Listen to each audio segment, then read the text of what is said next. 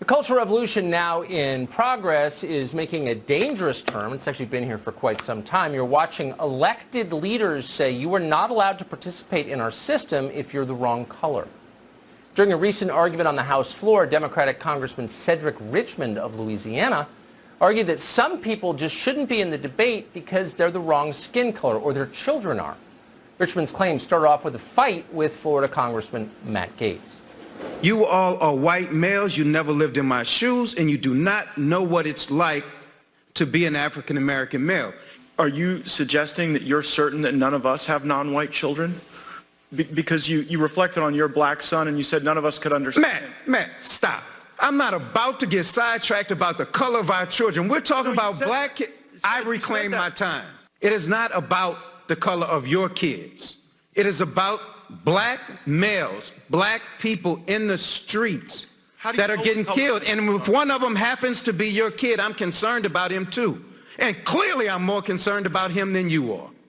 So let's be clear about that. You're claiming you're more concerned for my family than I do? Who in the hell do you think you are? Gentlemen, if the shoe fits. Listen, you don't know how much we care about our families. Kick dog holler. You should take those words down. I know you care about your family and love your family. The gentleman will suspend. The gentleman will suspend. The time belongs to the gentleman from Louisiana. Cedric, would you yield? Was that a nerve? Yeah, you damn right. I yield to the gentleman from Louisiana. When you attack people on the basis of their race and their children, you get exchanges like that. It's disgusting. Of course, Cedric Richmond will never be disciplined for it.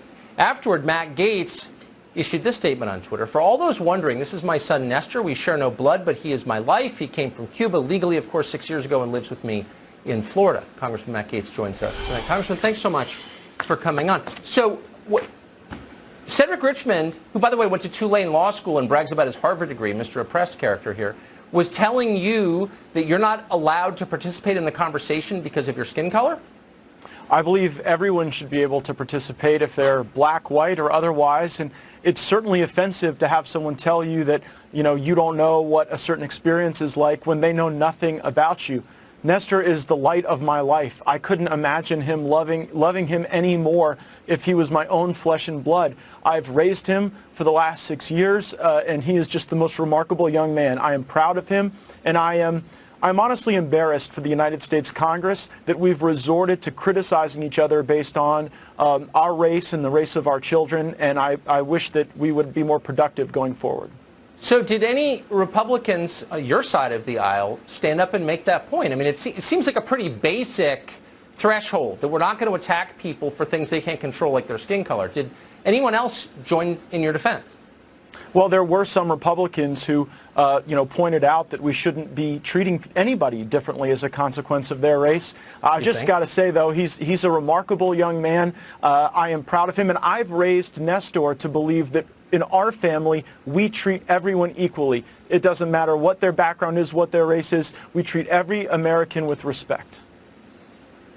Does he learn that at school as well, do you think? I mean, do you think the culture in which he's growing up reinforces that obvious and most American of all messages? Well, why don't you ask him, Tucker? He's I think, piped in from the studio in Florida. Nestor, thanks for joining us. What do you make of Cedric Richmond's attack today? Did you see all this? I did not see it because I was sleeping from a workout from the night before. But yes, once I woke up, I woke up to seeing all these tweets, and I was like, "What's going on?" And Mike gave me a call telling me about it, and then I saw it, and I think it's kind of unfair to, to tell someone that they don't understand because they don't have, because of their racial color. While he's fighting for equality, but if you tell someone to not get involved that he doesn't understand because of his color, you're kind of being a hypocrite there. Yes, I think that's very nicely put.